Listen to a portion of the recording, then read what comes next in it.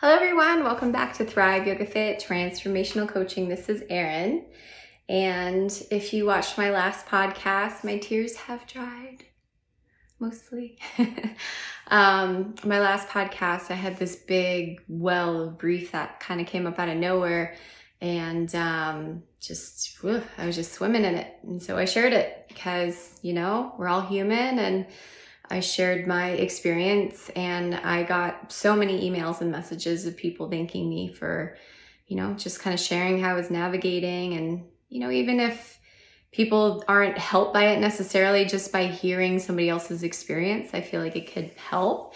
And so I try to be authentic and share. So I ugly cried and I shared it with the world. So here I am.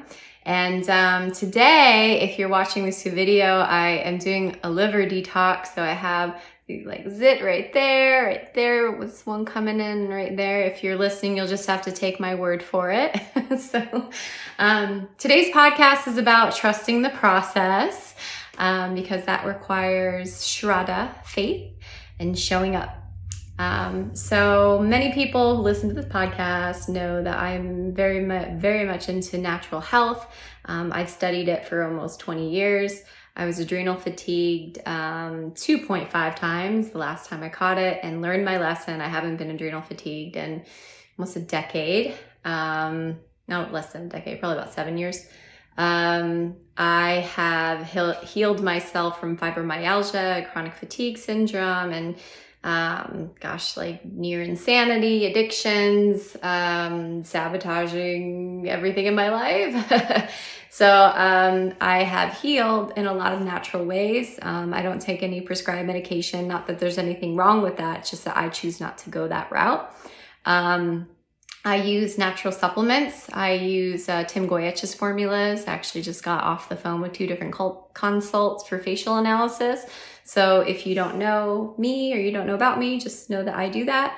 And I'm able to read your face for 27 different indicators to see what cell salts you are deficient in. But I go beyond that, and I like to see your story. For example, the person who I just did a facial analysis with, the first thing I saw on her face, I was like, that woman is sad.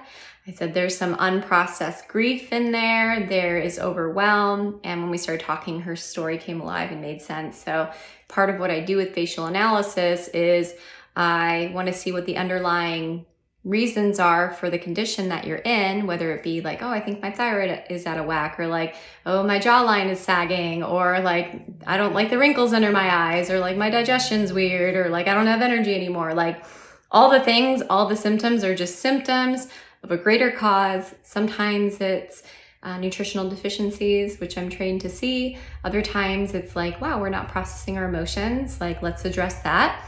Sometimes lymph system isn't working properly. So, making sure that we're breathing, doing exercise, getting out in the sun, right? So these are basic things, but I also go into the emotional aspects if people let me in. I like to say I'm like a vampire. You have to let me in.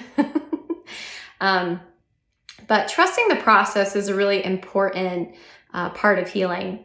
It's like if you were to be impatient with, maybe you've heard this, like planting a flower and you put the seed in and checking on it every day, and you get impatient, and like after like a week or 2, you don't start to see any sort of sprout. And so you dig it up, and like then you see, oh yeah, it actually was healing and I just fucked it up.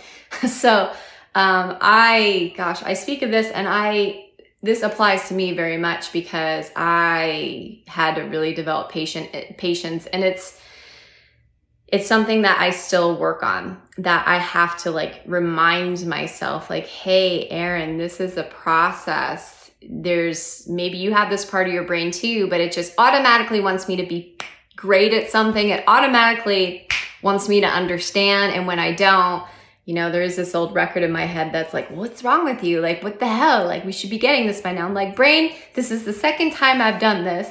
Please leave me alone.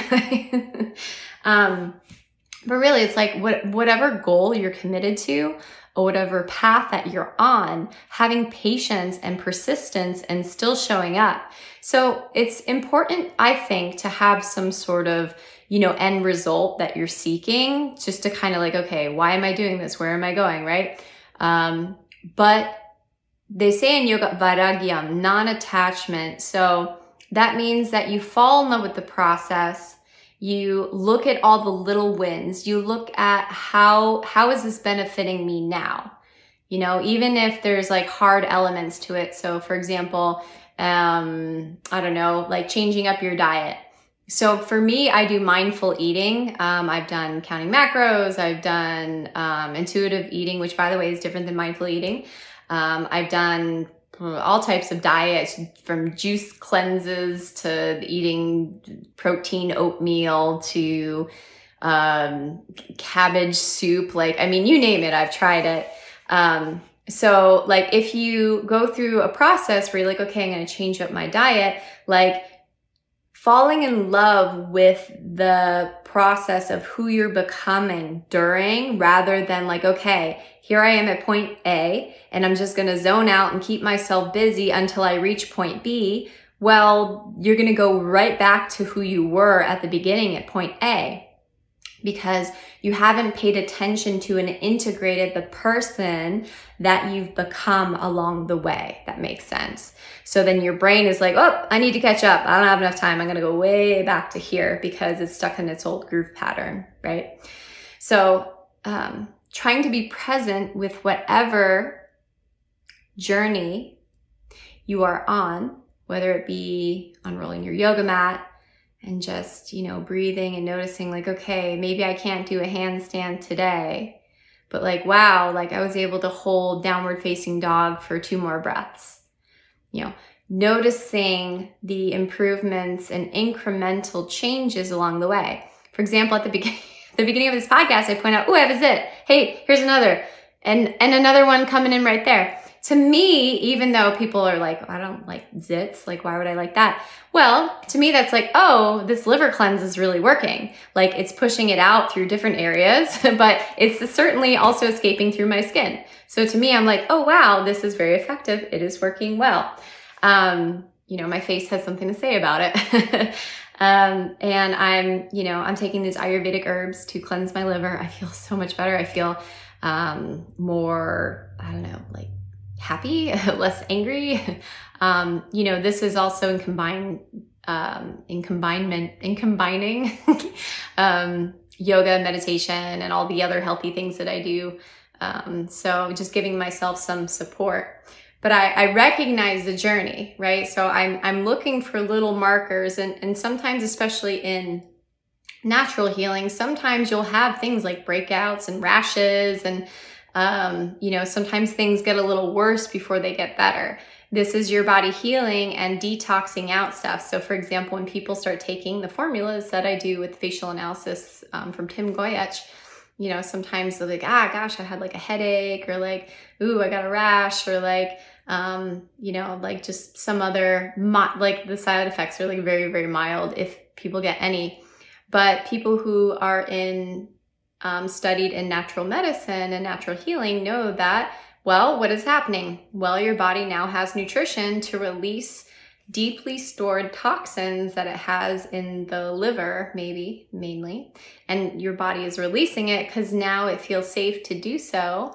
Now it has the elements that can grab onto those toxins and assist them out, right? So sometimes people detox too fast, and then they have like really, really like intense effects. That doesn't happen with these formulas. And, I've gone down that route. I was in the Holistic Healing Academy years ago, and I had a teacher who was very extreme, and I saw a lot of people suffer.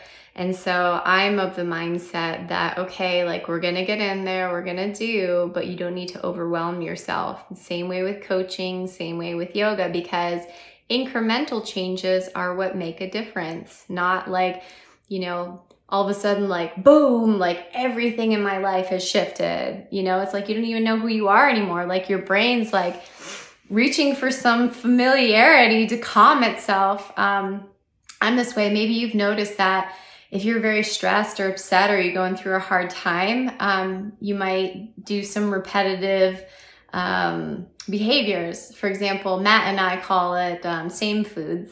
When I was like going through a very stressful period and all I wanted was Thai food.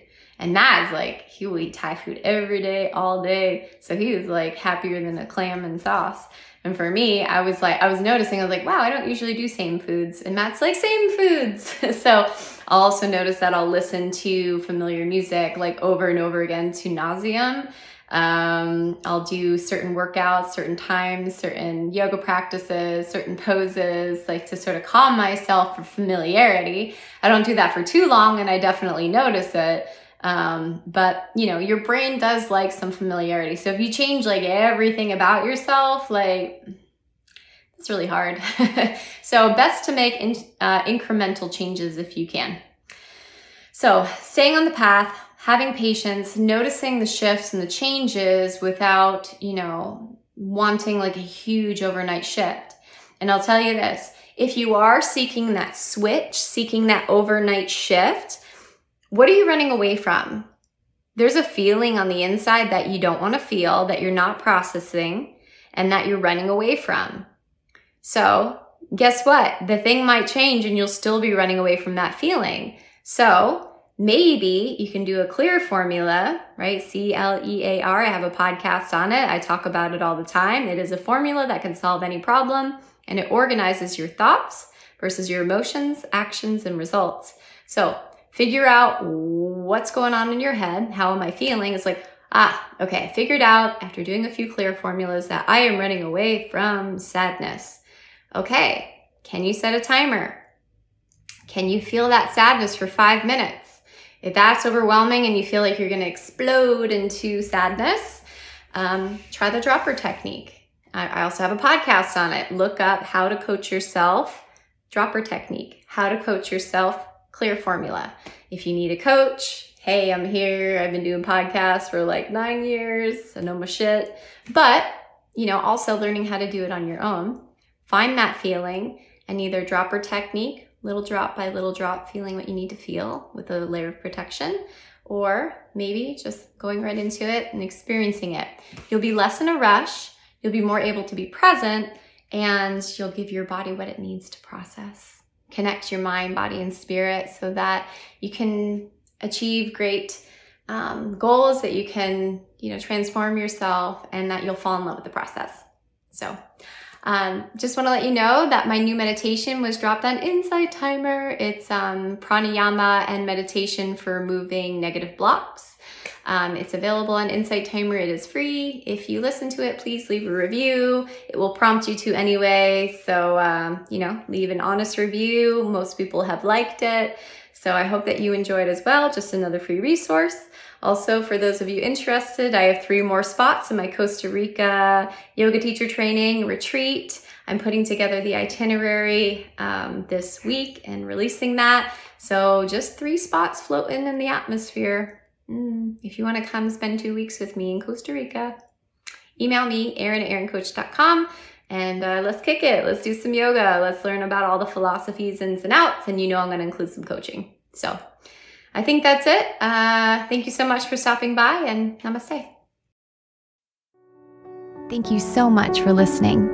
If you want to support the podcast and if it's helping you, please consider writing a review.